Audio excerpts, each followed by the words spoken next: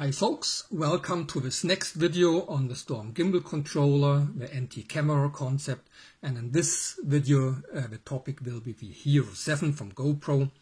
And the first thing I want to say is that this is not my camera. I got it borrowed from a very kind guy, so thanks a lot Pupsy for giving this to me for a couple of weeks to do all these developments. Now in this video we are going to talk about the Hero 7, and many features and functions of course will be exactly the same as for when you use the Hero 5 or the Runcam Split. So I'm not going to talk about this again, so you might want to watch these previous videos on the Hero 5 or the Runcam Split in order to remind you.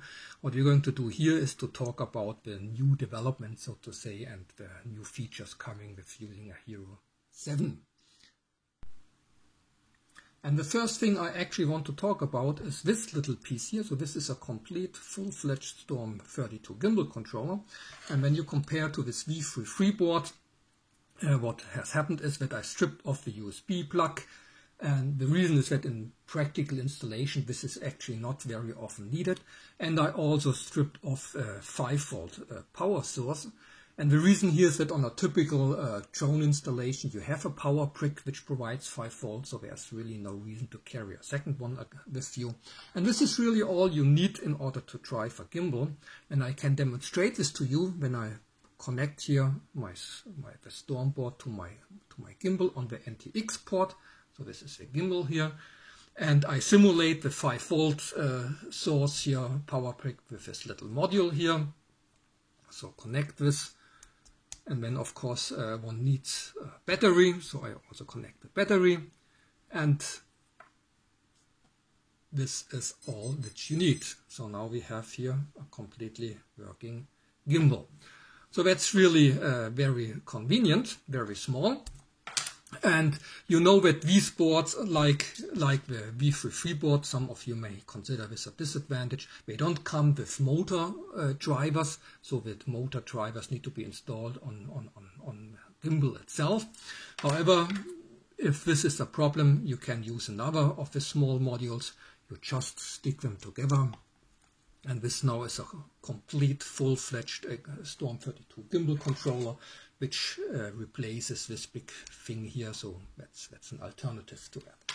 So I just wanted to show this to you, because in this video you will see me using only this piece here, and I wanted you to know what this piece actually is. But I promised you actually to talk about the new additions useful for Hero camera. And the first thing is actually the following. So here this is the original anti-camera concept, as you have seen this also in the previous videos on the Hero 5 and Runcam Split. You have a Storm gimbal controller connected via UART port to a muffling system. And this is really so to say, all the cool thing which you get then. And then you have an anti-IMU connected to the NT port, and the anti-IMU, that's a piece like this here, and that's a piece which goes to the camera and gives you the stabilization of your camera. And the idea of the anti-camera concept is that you can connect your camera directly to the anti-IMU, so you don't have to connect it to your Storm port, so you to spare some wires and so on. You can connect it directly to the anti-IMU. So the concept here is that you connect the ESP module, the Wi-Fi module, to your anti-IMU, and then can control your camera.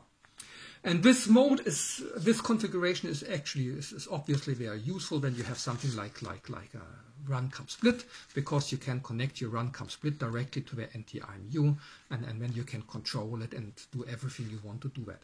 However, for this Wi-Fi control systems where you need this additional Wi-Fi module, this is not the best configuration, because there's actually no reason that your Wi-Fi module must stick on the camera. I mean, there's no reason why the Wi-Fi module must be down here on the camera. It would be perfectly sufficient and fine to have it on top of your gimbal. It would really make the installation much easier. So what I did, I added a further possibility, namely that this Wi-Fi module need not to be connected to the anti-IMU, but now can be also connected to the UART port, to an additional UART port on your Storm gimbal controller.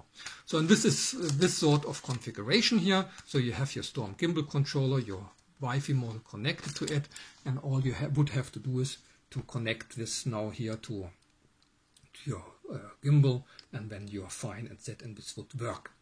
Okay, now when we are that far, the next obvious step is, of course, okay, when we have this situation here, we don't need an anti-IMU at all if we want to use it without a gimbal, if we just want to use this muffling camera by itself.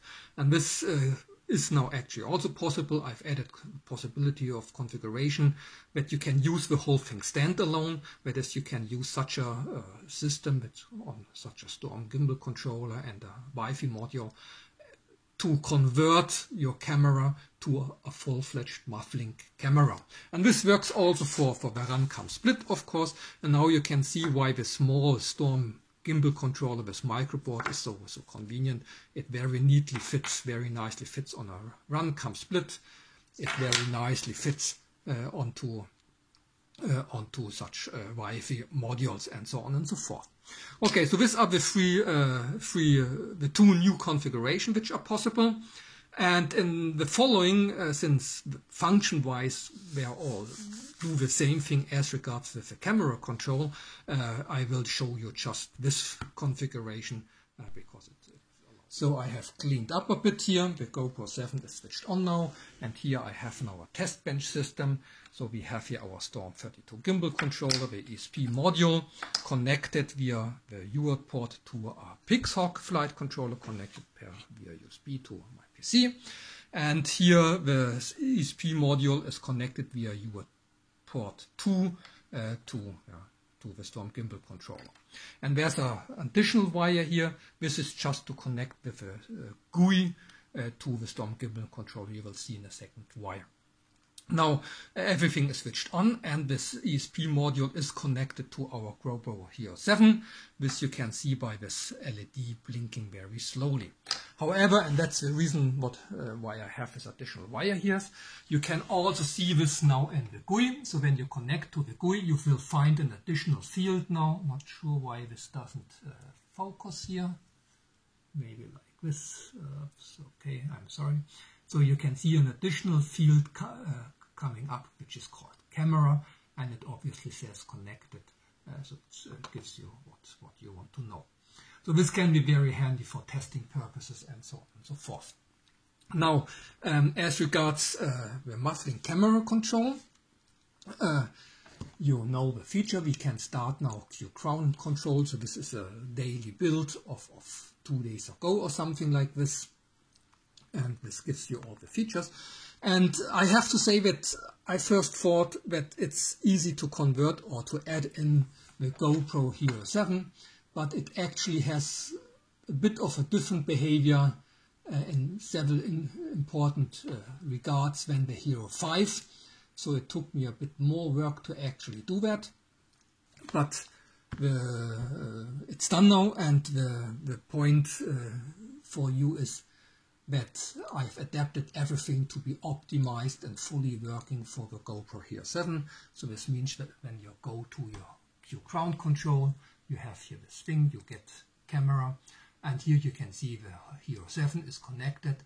And as you know, you can see also the current free space, the battery.